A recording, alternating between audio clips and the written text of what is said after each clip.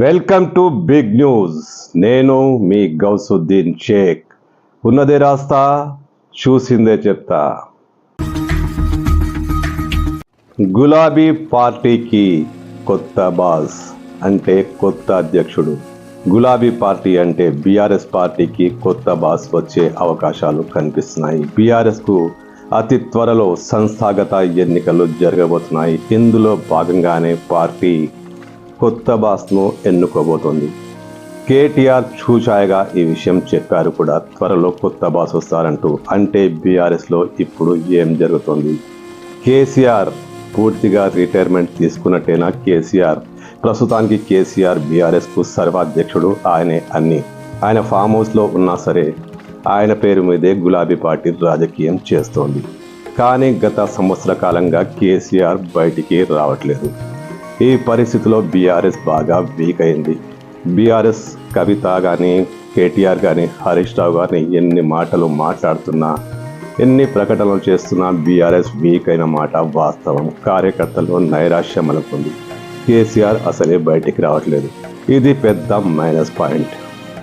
ఈ పరిస్థితిలో బీఆర్ఎస్ను గట్టెక్కించేందుకు సంస్థాగత ఎన్నికలు చేపట్టబోతున్నారు. ఇది కూడా కేటీఆరే ప్రకటించారు.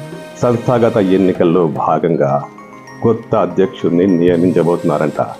మరి గులాబీ పార్టీకి కొత్త బాస్ ఎవరు? కేటీఆర్ఏనా? ఇప్పుడు కార్యనిర్వాహక అధ్యక్షుడిగా కొనసాగుతున్న కేటీఆర్ పూర్తి స్థాయి అధ్యక్షుడిగా రాబోతున్నారా? వివరాల్లో చూస్తే, అందుతున్న సమాచారాన్ని చూస్తే అదే అనిపిస్తోంది. కేటీఆర్ స్వయంగా ఎన్నికల ప్రకటన చేశారు. ఆయనే పార్టీ అధ్యక్షుడిగా ఎన్నుకోబోతున్నారని కూడా సమాచారం. అంటే కేటీఆర్ పట్టాభిషేకానికి బీఆర్ఎస్ సమాయత్తమవుతోంది. ఎన్నికలు జరిగిన పోటీ ఉన్న కేటీఆర్ఏ పార్టీ అధ్యక్షుడిగా రాబోతున్నారట. పార్టీ సర్వసత్తాక అధ్యక్షుడిగా పార్టీలో పూర్తి అధికారాలను స్వీకరించబోతున్నారట. బీఆర్ఎస్ వర్గాల్లో ఇప్పుడు ఇదొక చర్చ. కేసీఆర్ అభిమతం ఏముందో, ఆయన కేటీఆర్ను కోరుకుంటున్నారో, కవితను కోరుకుంటున్నారో, హరీష్ను కోరుకుంటున్నారో అన్న చర్చ కూడా కొనసాగుతున్నా కేటీఆర్ఏ అధ్యక్షుడిగా వచ్చే అవకాశాలు స్పష్టంగా కనిపిస్తున్నాయి. ఇందులో భాగంగా ఎన్నికల ఏర్పాట్లకు పూర్తి ప్రక్రియ ఏర్పాటు చేయబోతున్నట్టు తెలుస్తోంది. ఒకవైపు కవిత కూడా నామినేషన్ వేసే అవకాశం ఉందంటున్నారు. హరీష్ రావు కూడా పోటీలో ఉన్నాడని అంటున్నారు. కానీ కేసీఆర్ మధ్యలో ఎవరుంటే వాళ్లే బీఆర్ఎస్కు అధ్యక్షుడు.